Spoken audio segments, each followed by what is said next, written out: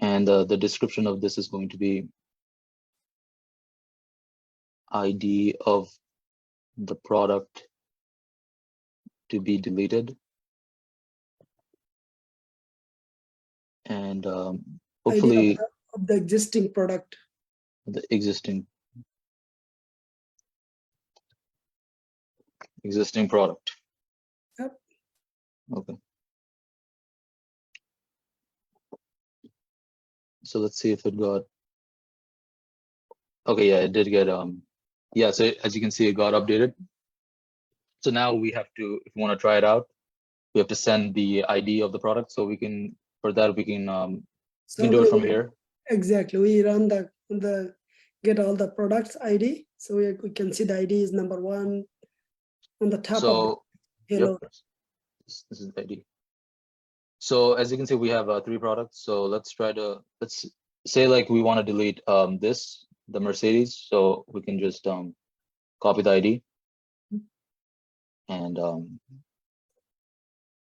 just place it here. And then when we execute,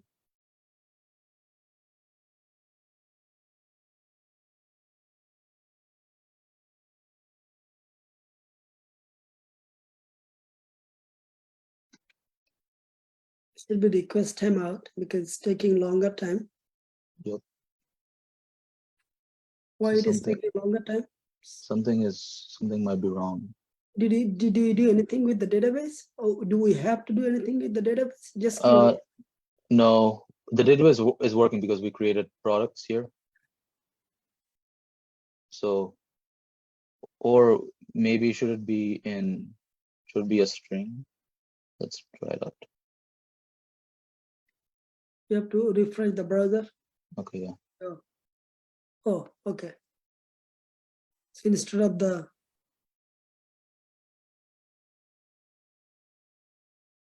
okay.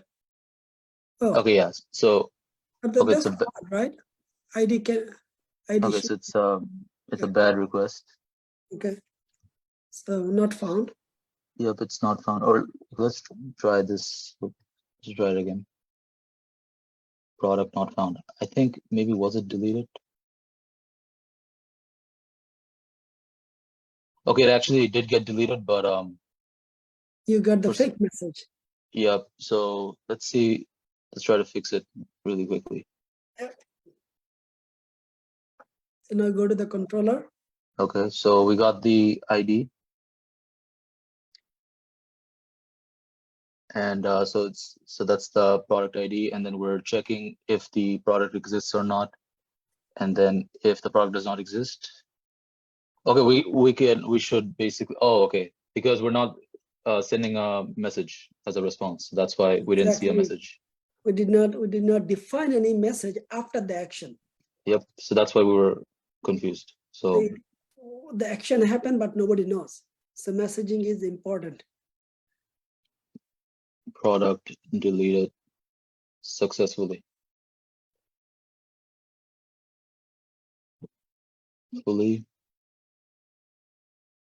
And we should also send the status 200. Okay. Yep. Let's do okay. So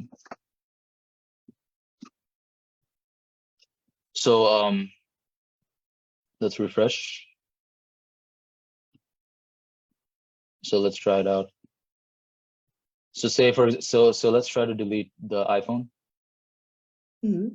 So we have 2 products right now. So try it out. And then execute. Product deleted successfully. Status code of 200. So now it's working. So if we so we previously had 2 products. So if we try it out again. So as you can see, now we only have 1 product. So the delete is also working just the way we want it to. So now we only have 1 more API left to do. Update, right? Yep, that's update. So if we go to the routes. Okay, let's just do this one first. Okay, let's work on the controller first. So let's create a function for the updating. So basically, what this is we're gonna have the existing product. We're going to have it's going to be a patch request, and we're going to call it edit, and then we're basically going to pass the product ID as a parameter, just like we did with the delete endpoint. So it's going to be very similar.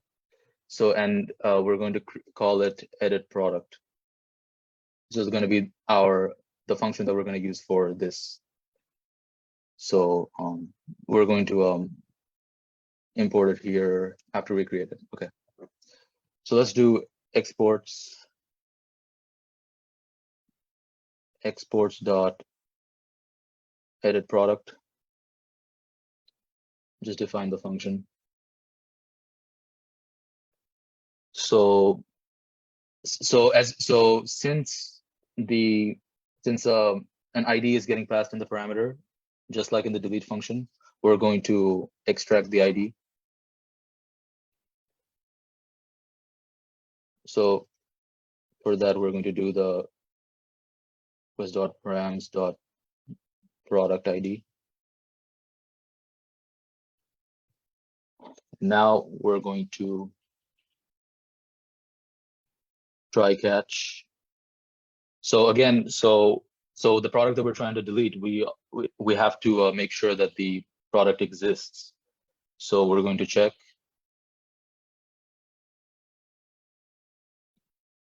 So we're going to do product dot, we're going to find by ID.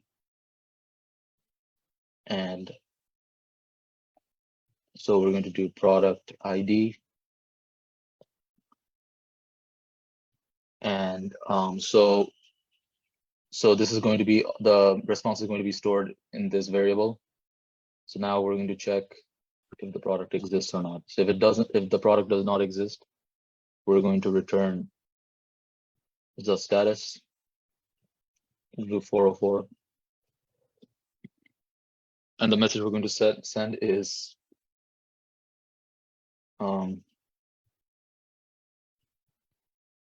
product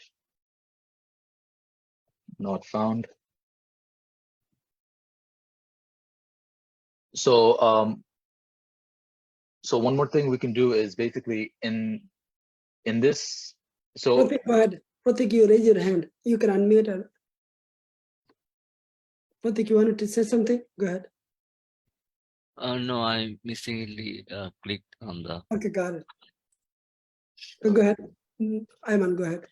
okay, so basically when we're editing the information of a product, we're going to be sending new information of the product, right? So there's going to be a lot of data that the user is sending in the request body. So we can basically destructure the all the variables, all the data out of the request body. So the way to do it is basically we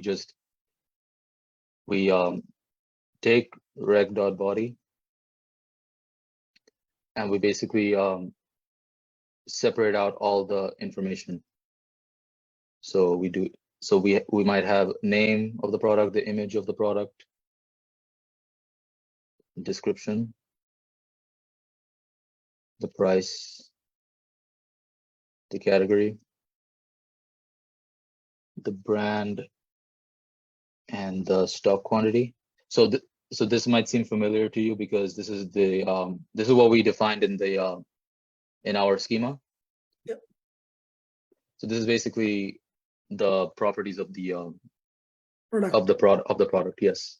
So we have 1, 2, 3, 4, 5, 6, 7. So 1, 2, 3, 4, 6. Yeah. So that's basically all the data. So the thing about the patch request is like not all the data. So we have 7 properties of a product. but the user might only choose to change one of the details or two of the properties. So we have to check which ones are available, which ones are actually sent. So we have to check if the name exists. If it does, we're going to basically change the name of the product. So we're going to do product.name equals to name.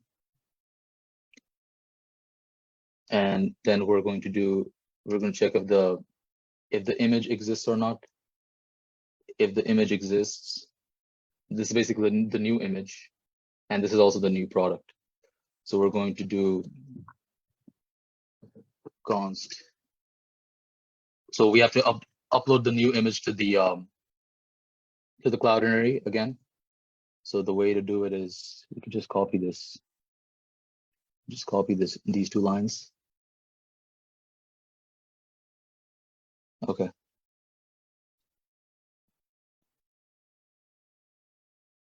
Okay, so, and then the product dot image equals to the image URL. And now we're going to check if the user submitted any description.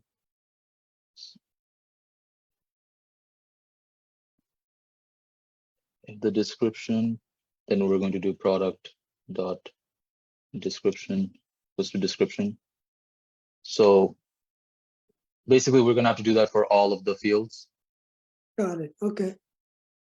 So I'm just gonna run it really, really quickly. So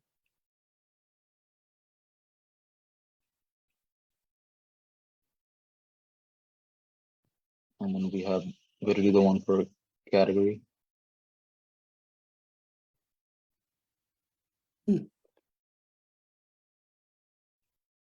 So the category is done. Now we have just two more left.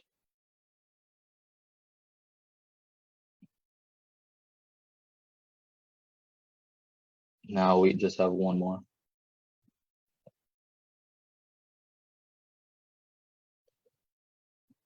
So that's so now we've basically updated all the update of the product with all the new information. So after that is done, we're just going to save the product along with its new information. So we're just going to do save. And then we're going to set the response to 200. And we're going to send a message that product was updated successfully. And we're also going to basically print out the product. So, and then now, if there was an error, we can basically console the error, just like we've been doing. So there was an error updating the product. And the error, and we're going to do we're going to set the response, the status code to 404, and then message. So the message we can send bad request.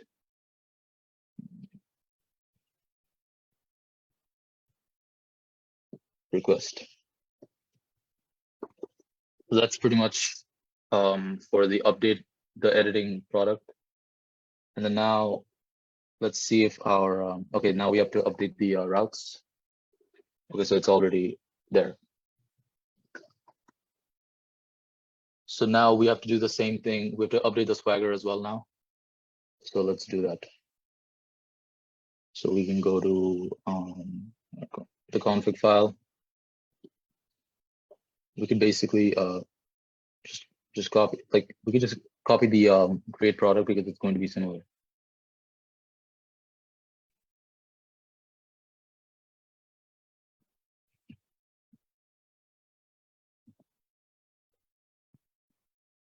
So now we just have to edit, we just have to update it. So this is going to be, so this is the edit endpoint along with the product ID.